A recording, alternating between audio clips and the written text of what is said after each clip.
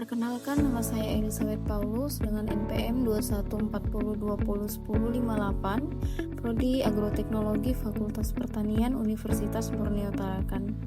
Di sini saya akan menyampaikan hasil review artikel tentang fitoremediasi limbah logam berat untuk memenuhi tugas mata kuliah bioremediasi yang diampu oleh Ibu Nurjana SSI MSc. Judul artikel ini mengenai tentang kajian tanaman hiperakumulator pada teknik remediasi lahan tercemar logam berat yang ditulis oleh Nilu Wityasari dari Program Studi Teknik Lingkungan Fakultas Teknik Universitas Mahasaraswati Denpasar. Aktivitas industri yang meningkat menghasilkan limbah padat, cair dan gas yang mengandung logam berat seperti timbal, kadmium, dan merkuri yang berbahaya bagi lingkungan dan kesehatan manusia.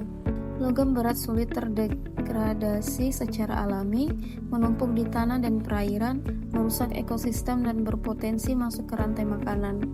Oleh karena itu, diperlukan metode remediasi yang efektif, ramah lingkungan dan ekonomis. Nah, salah satunya itu adalah dengan teknik fitoremediasi dengan menggunakan tanaman hiperakumulator.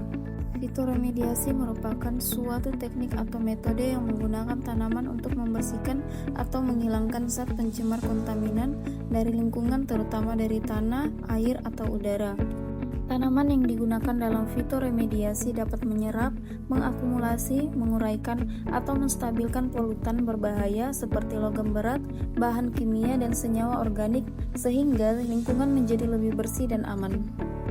Adapun beberapa jenis tanaman yang ada di Indonesia berpotensi menjadi tanaman hiperakumulator yang memiliki kemampuan mengakumulasikan logam berat pada batas tertentu. Nah, contohnya di sini ada tanaman akar wangi, tanaman eceng gondok, dan tanaman lidah mertua. Nah, tanaman ini mampu menyerap dan mengakumulasikan logam berat dengan mekanisme yang berbeda.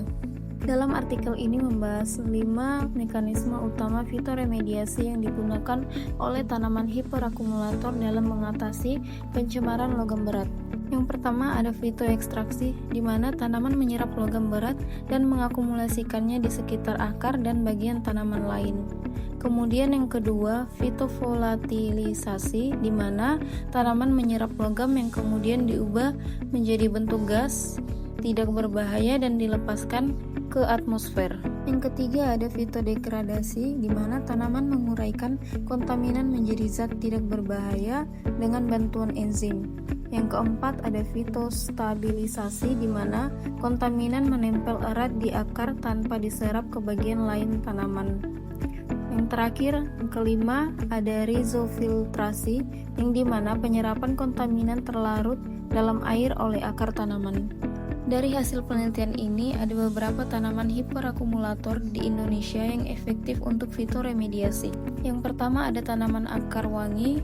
Tanaman ini memiliki kemampuan tinggi dalam menurunkan kadar logam berat kadmium melalui fitoekstraksi dengan sistem akar serabut yang panjang dan kuat.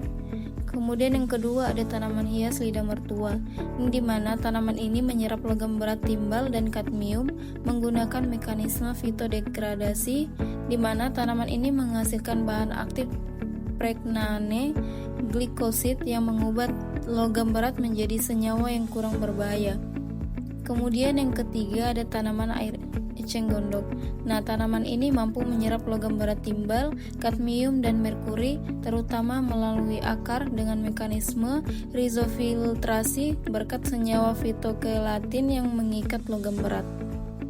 Dapat disimpulkan bahwa ketiga tanaman yaitu akar wangi, lidah mertua, dan eceng gondok termasuk tanaman hiperakumulator yang efektif dalam mengakumulasi logam berat melalui mekanisme penyerapan, translokasi, dan lokalisasi logam berat dalam jaringan tanaman.